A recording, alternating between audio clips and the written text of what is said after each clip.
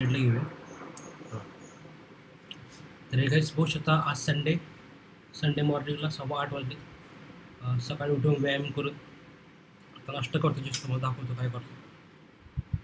दिसत नाही सोयाबीन आणि दही. सोयाबीन फ्राय केलेत आणि दही मध्ये साखर टाकली. एक नंबर असतं, एक नंबर, एकदम चविष्ट लागतं. ठीक आहे, तर आजचा व्ह्यू बघूया आपण. आजचा काय व्ह्यू राहतोय. तर हा व्ह्यू बनवला मी डाऊनसाठी.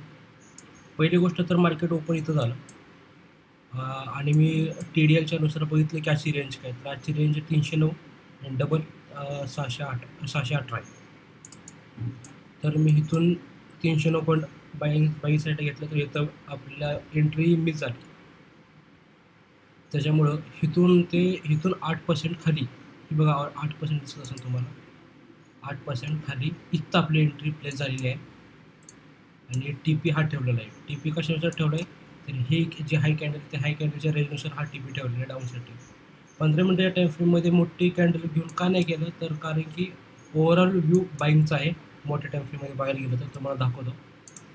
15 मिनिटाच्या चार्टवरती, सॉरी 30 मिनिटाच्या चार्टवरती ओव्हरऑल व्ह्यू बाईंगचा आहे. इथं मायनसची सेलिंग येऊ शकते, त्याच्यामुळं म्हटलं मी. आणि दॅट्स इट, एवढंच आहे, काही खास नाही. कारण की गोल्डचं मार्केट पण आज नाही आहे, त्यामुळं काय बोलता येत नाही आज. हा तर व्ह्यू आहे आत्ता. बघू आता काय राहतो तो फायनल. ह्याचा TP आणि SL दाखवतो तुम्हाला किती. ह्याचा SL $1.28 आहे आणि TP $0.9 आहे. 001 लॉटने घेतलेला आहे. लेट्स सी काय होते ते.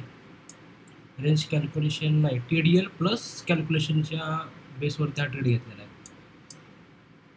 बाकी थोडंसं मी पण कन्फ्युजिंग आहे. जसे की मी 30 मिनिटा जेव्हा चार्ट बघतोय, दाखवतो मला 30 मिनिटा जेव्हा मी चार्ट बघतो ना, तेव्हा बाईंग साईडची मूवमेंट ॲक्च्युअली मला वाटते. कारण की ही जी लेवल आहे ना, ही 25% लेवल आहे ही वाली. तर मार्केटने ह्याला कलर पण सेमच आहे.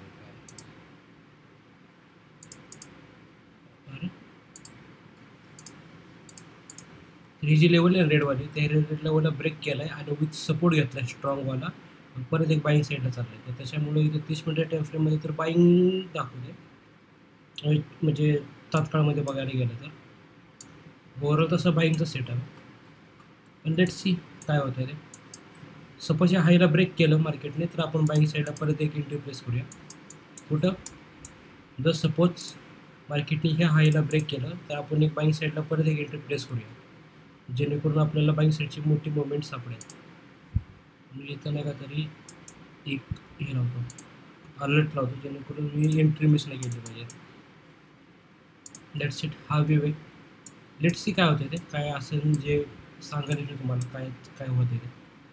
ठीक आहे, एंड करूया, एवढंच होतं.